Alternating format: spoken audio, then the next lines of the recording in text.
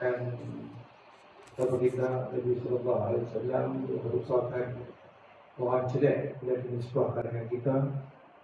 Baginda berpesan kepada kita bahawa yang cerdik adalah orang yang mana buat persiapan bagi menghadapi kehidupan lepas mati sebelum datangnya mati. Dan orang yang mana adalah orang yang mana hidup berfoya-foya, berangan-angan panjang, mengharapkan bantuan Allah SWT walahan. Kita buat persiapan apa? Ya, hidup berfoya-foya.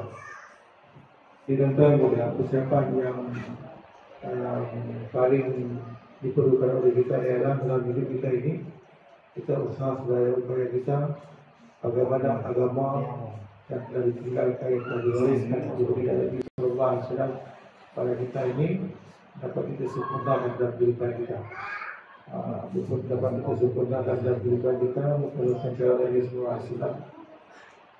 Allah, agama yang kita terima atau yang sampai pada kita ini, iman yang ada pada kita ini, ya, dia bukan warisan.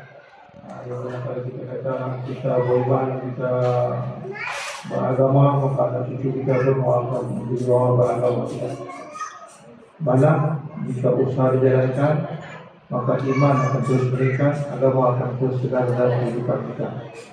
Kalau usaha tak dijalankan, maka perlahan-lahan Nabi kata di akhir zaman dia tinggal nama saja orang Islam, amalan agama tidak ada.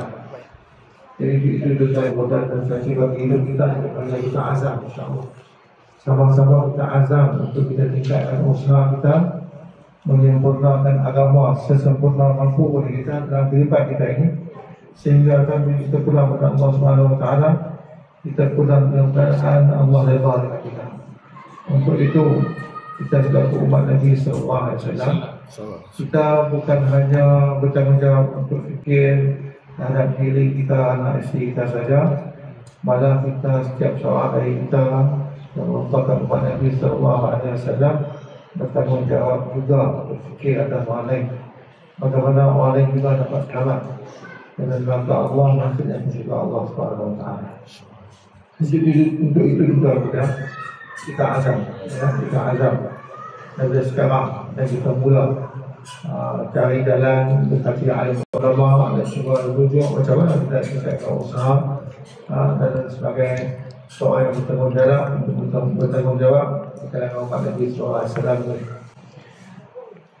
Allahumma salli ala Muhammad wa ala Muhammad. Jadi pentingnya keazaman yang sungguh begitu dalam hati kita itu. Ya, ulama bagi satu penerangan tentang perkara innamal a'malu binniyat ni kan. Dia kata orang kafir hidup 60 tahun, tapi kena masuk neraka selama-lamanya. Untuk nampak ketidakadilan di situ kan. Hidup 60 tahun, masuk neraka 60 tahun selesai. Ya, kenapa dia kena hidup neraka selama-lamanya? Kan.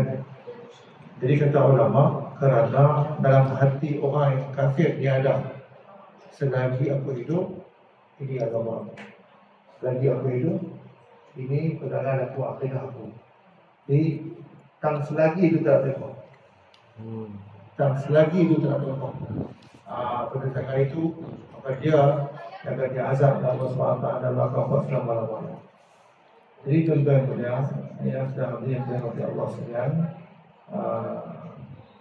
kita bertanggungjawab atas diri kita, adik keluarga kita, saudara kita dan umat Nabi Sallallahu Alaihi Wasallam. Kita bertanggungjawab untuk sampaikan agama ke serata alam semampu kita. Untuk itu mari sama-sama kita azam insya-Allah.